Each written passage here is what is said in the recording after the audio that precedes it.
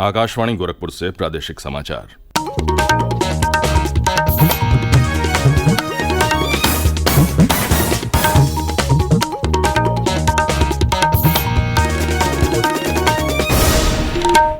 नमस्कार।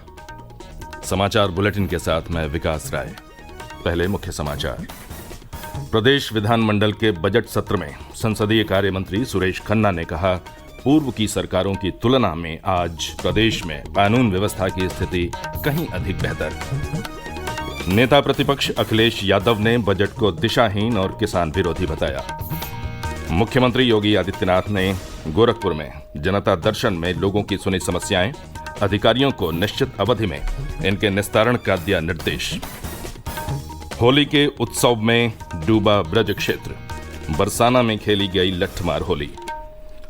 और इलाहाबाद उच्च न्यायालय की लखनऊ खंडपीठ ने एनआरएचएम घोटाले के आरोपी deputy CMO doctor YS Sachan की मृत्यु को आत्महत्या करार दिया। अब समाचार विस्तार से। प्रदेश विधानमंडल के बजट सत्र के 8वें दिन बजट पर चर्चा कल भी जारी रही।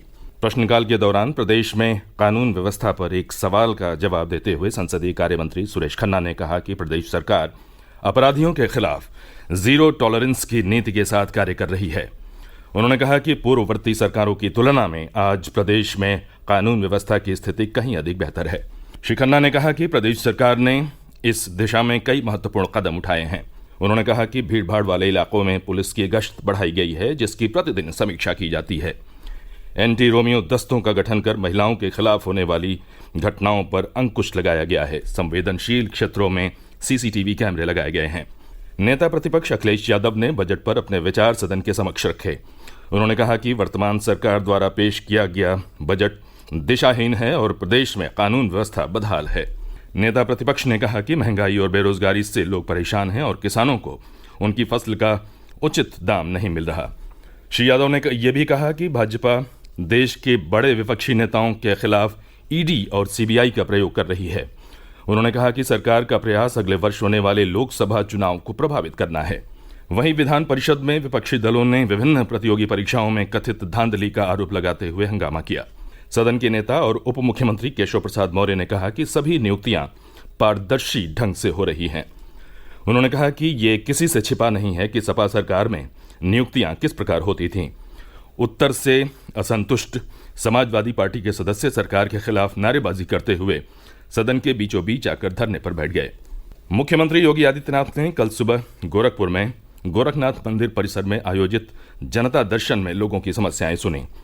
उन्होंने संबंधित अधिकारियों को जन समस्याओं का निस्तारण निश्चित अवधि में करने का निर्देश दिया। श्री योगी ने एक दिन पूर्व गोरखनाथ मंदिर में पुलिस और प्रशासनिक अधिकारियों के साथ बैठक कर आगामी होली पर्व की तैयारियों की समीक्षा की। उन्होंने कहा कि होली के जुलूस परंपरागत तरीके से निकाले जाएं और होलिका दहन आबादी से दूर किया जाए। मुख्यमंत्री ने कहा कि होली पर अराजकता का कोई स्थान नहीं है। उन्होंने कहा कि पुलिस प्रशासन शांति समितियों के साथ बैठक कर त्योहार को शांतिपूर्ण वातावरण में संपन्न कराना सुनिश्चित करें। प्रदेश के सभी नगर निकायों और आवास तथा शहरी नियोजन के तहत आने वाले चिन्हित पार्कों में आज से योगाभ्यास और आयुष चिकित्सा कार्यक्रमों का आयोजन शुरू हो रहा है। इस सिलसिले में नगर विकास, आयुष विभाग और आवास तथा शहरी नियोजन विभाग के बीच समझौता ज्ञापन पर हस्ताक्षर किए गए हैं। इस अवसर पर नगर विकास मंत्री ए.के. शर्मा ने बताया कि चिन्हित पार्कों में रोजाना योगाभ्यास के समय आयुर्वेद, यूनानी और होम्योपैथी चिकित्सक भी मौजूद रहेंगे, जो लोगों को चिकित्सकीय सलाह भी देंगे। उन्होंने कहा कि ऐसे कार्यक्रमों से लोगों की दिनचर्या में बदलाव आएगा और उन्हें एक ही जगह पर योग का प्रशिक्षण और आयुष चिकित्सा का फायदा मिलेगा। उन्होंने कहा कि प्रदेश भर में 2000 से ज्यादा योग के प्रशिक्षक हैं। इन पार्कों में गर्मी के मौसम में सुबह 6:15 बजे से 8 बजे तक और सर्दियों में सुबह 7 बजे से 9 बजे तक 2 शिफ्ट में योग शिक्षक योगाभ्यास कराएंगे।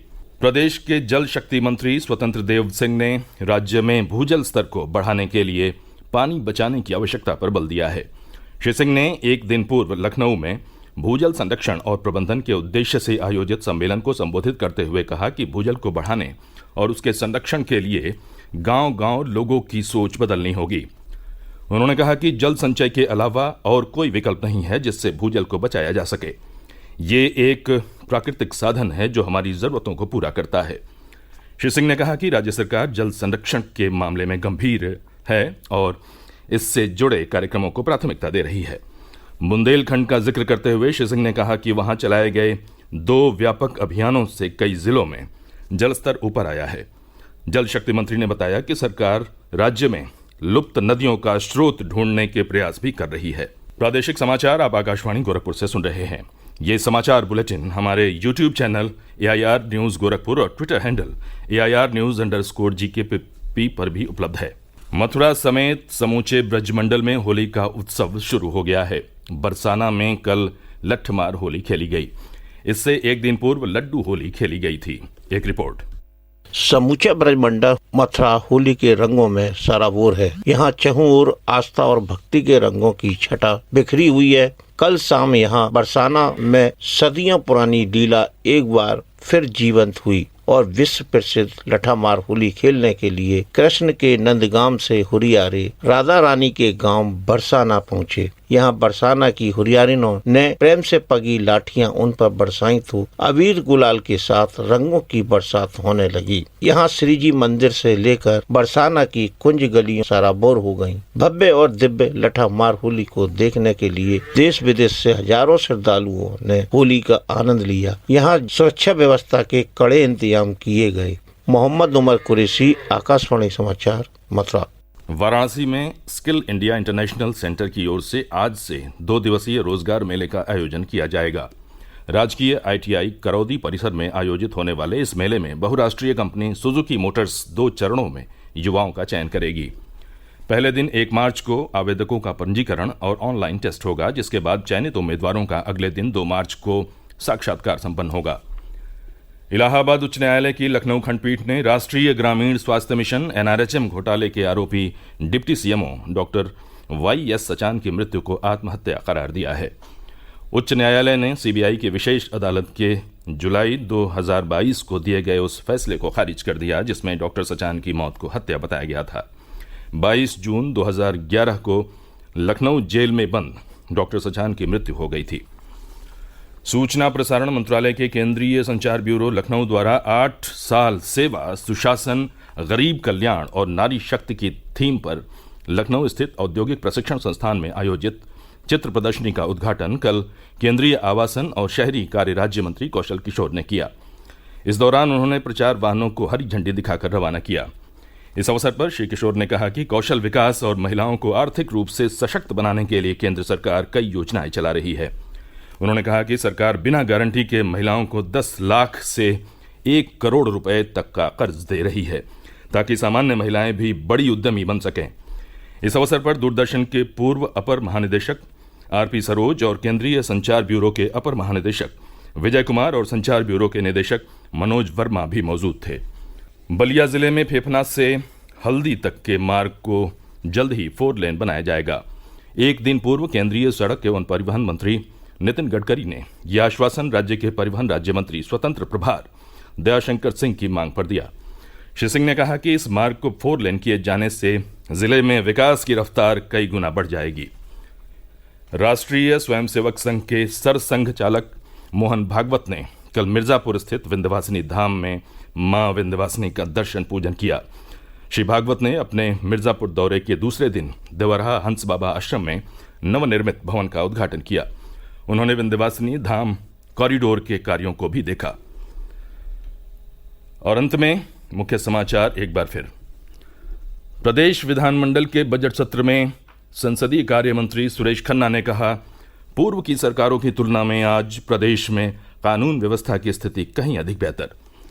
नेता प्रतिपक्ष अखिलेश यादव ने बजट को दिशाहीन और किसान विरोधी बताया। मुख्यमंत्री योगी आदित्यनाथ ने गोरखपुर में जनता दर्शन में लोगों की सुनी समस्याएं, अधिकारियों को निश्चित अवधि में इनके निस्तारण का दिया निर्देश।